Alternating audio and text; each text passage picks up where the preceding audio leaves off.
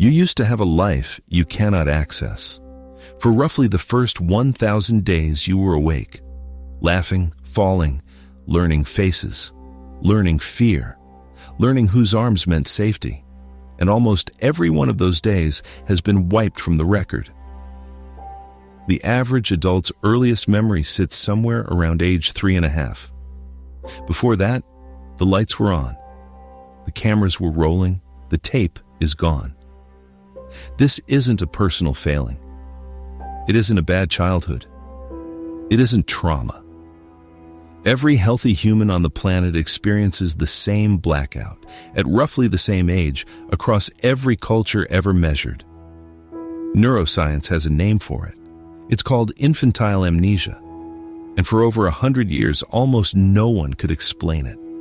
What I want to walk you through is what changed, because in the last decade, 3 separate labs in 3 different countries cracked pieces of this open.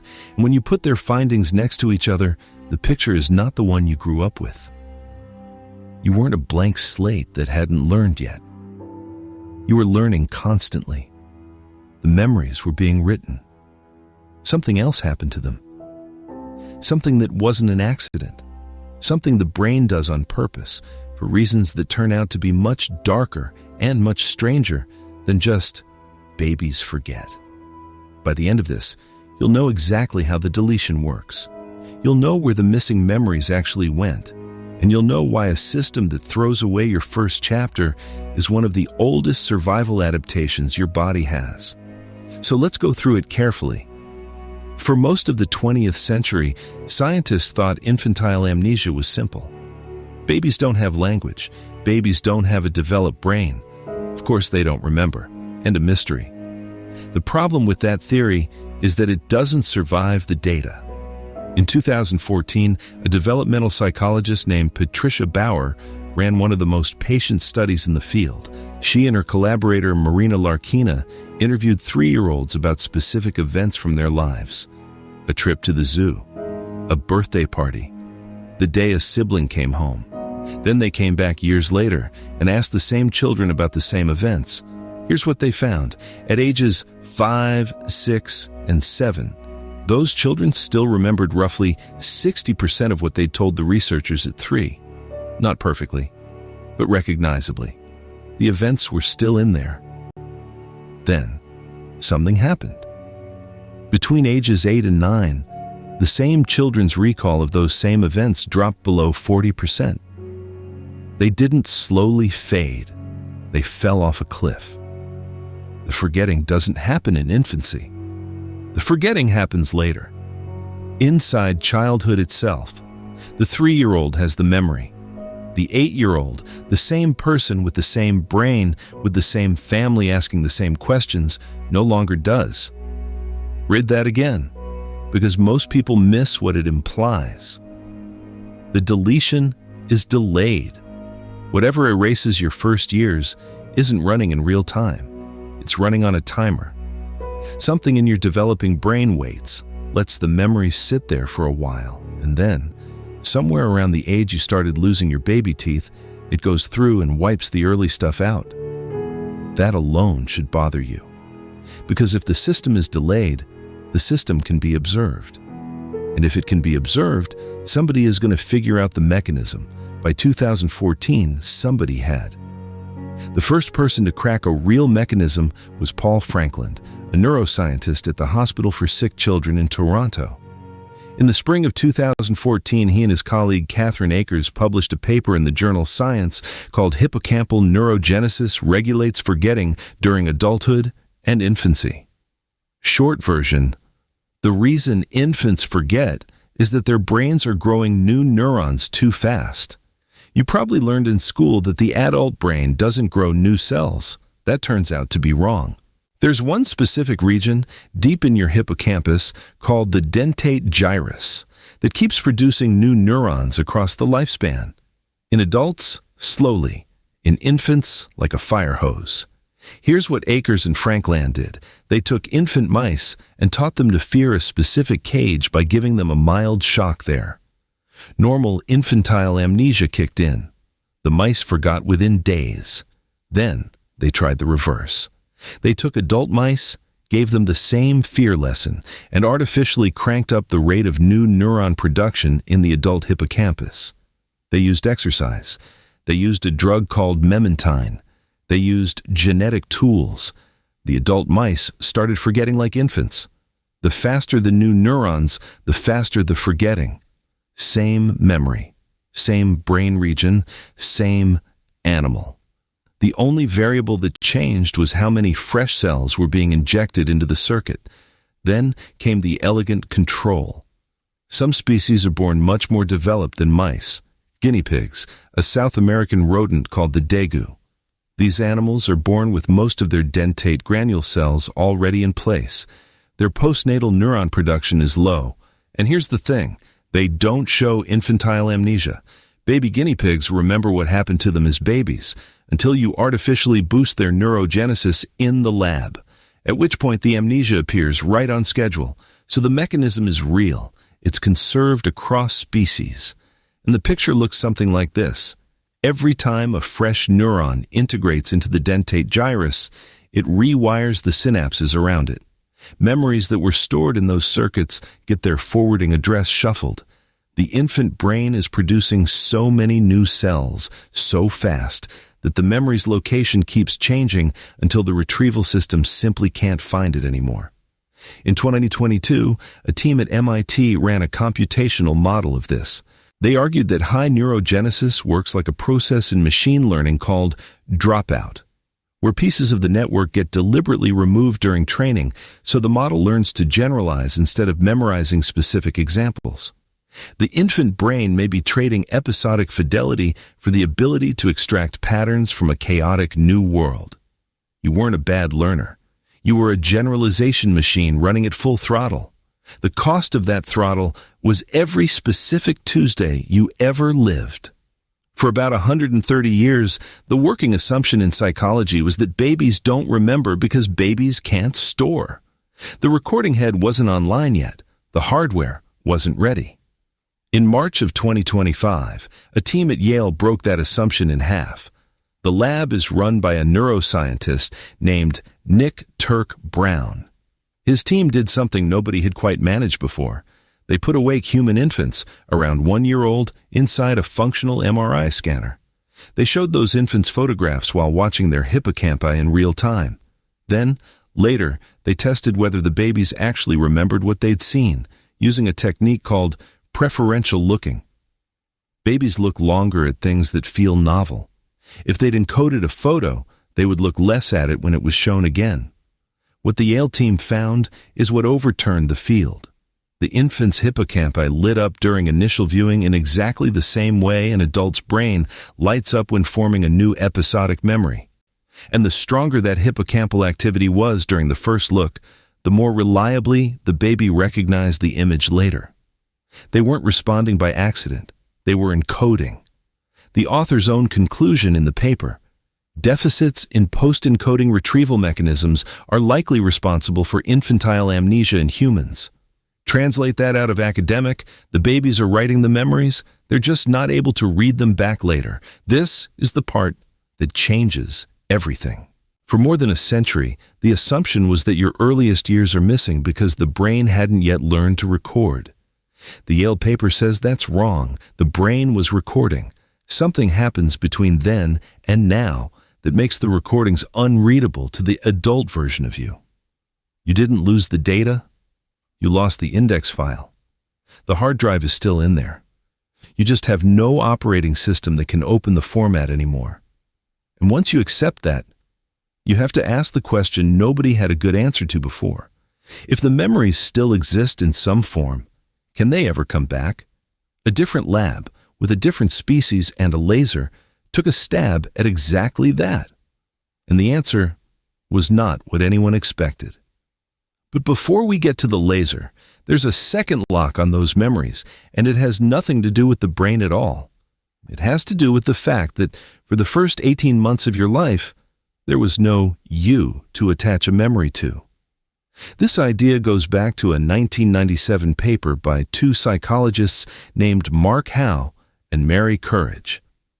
Their argument was deceptively simple.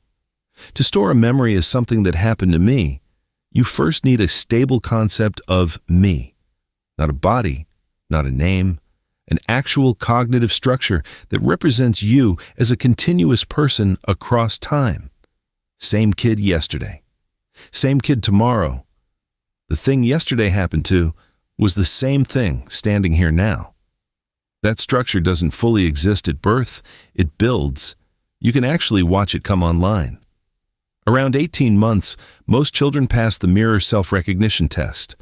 You put a red dot on their forehead, set them in front of a mirror, and they reach up to touch their own face instead of the reflection. They've figured out the person in the glass is them. Around the same window, they start using personal pronouns, me, mine, I want. Up to that point, the brain is collecting experiences without an owner to file them under. Howe and Courage argued that real autobiographical memory can't start before this self-structure is in place. Lower bound, around 24 months, which lines up almost perfectly with the survey data on adult earliest memories. So that's lock number 1. No self, no story, no memory of you.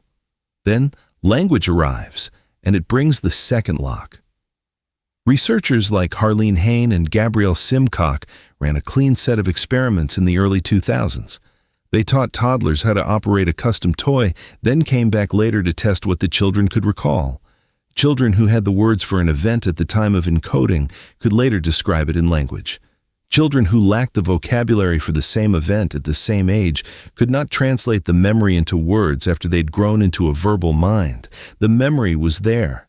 It just couldn't be ported into the new format the brain was now using to think.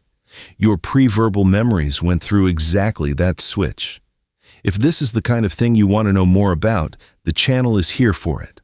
Subscribe, and the next one finds you.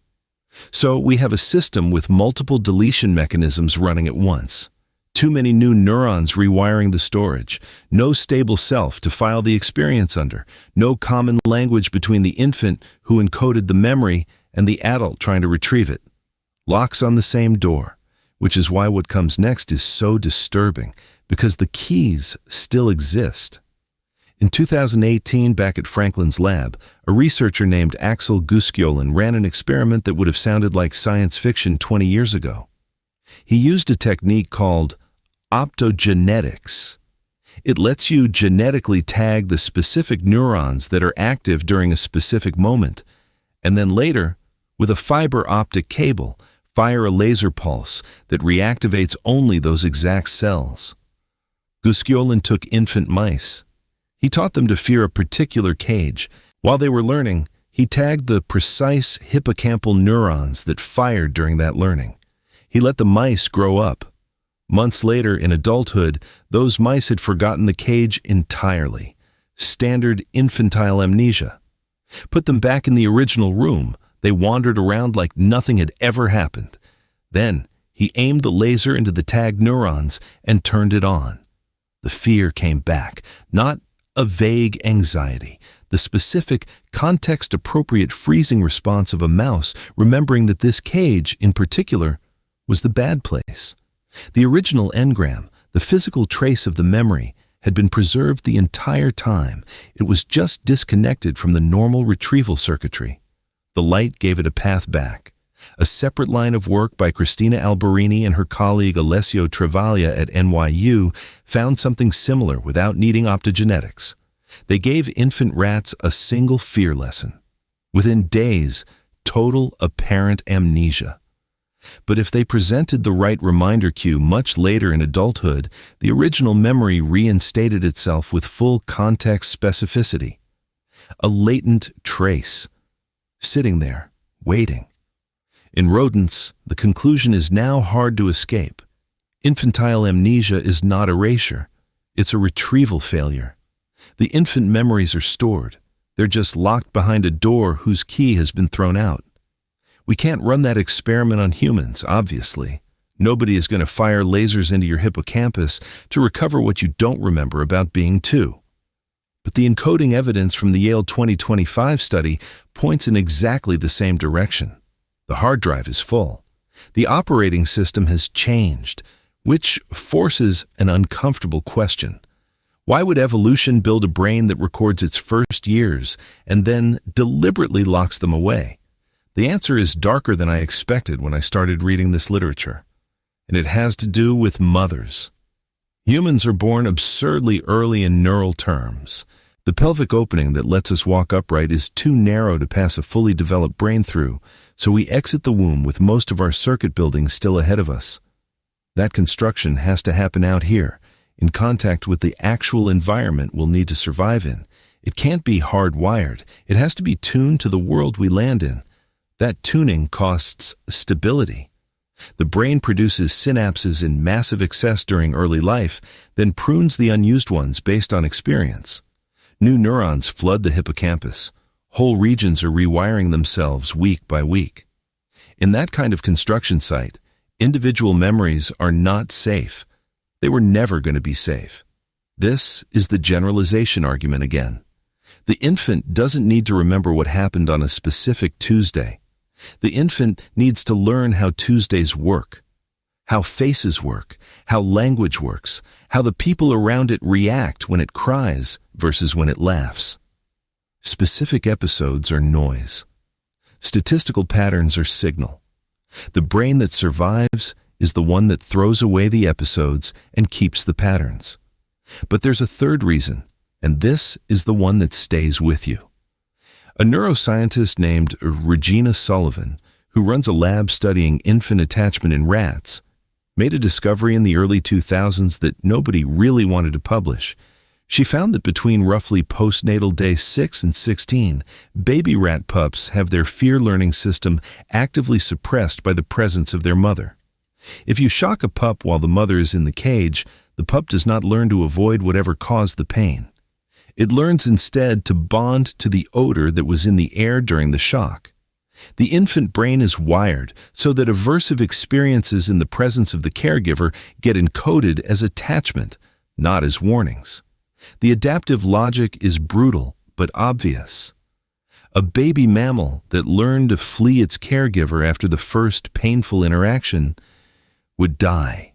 There is no version of infancy in which the infant survives by detaching from the source of food and warmth. Whatever happens in the first months, the infant must remain bonded to the people who are there, even when those people cause harm. Infantile amnesia may be the extended version of this adaptation.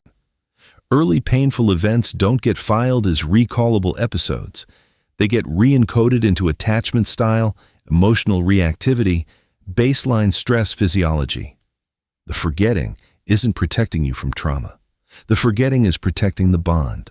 The cost of that design is that the worst things that happened to you when you were small don't come back as memories. They come back as the way you flinch when someone raises their voice, the way certain smells make you feel safe and you cannot say why. That's not a glitch. That's the format the system uses. Here's where the whole thing lands. The first 3 years of your life weren't deleted. They were transcribed. Out of episode form into a different format entirely. A format that doesn't surface as a story you can tell, but that runs underneath every relationship you have, every fear response that fires faster than your conscious mind, every gut reaction you've ever had about a stranger. You see it in attachment research. Adults with insecure attachment patterns produce more fragmented, less coherent narratives about their own childhoods. The implicit relational template laid down in the first years is shaping how the adult reconstructs the explicit story. The script underneath is editing the script on the page. You see it in stress physiology. Higher baseline cortisol at 7 and 15 months predicts lower cognitive development scores a year later. The chemistry of the first months calibrates the chemistry of the years that follow. No episodic memory required. You see it in cross-cultural variation.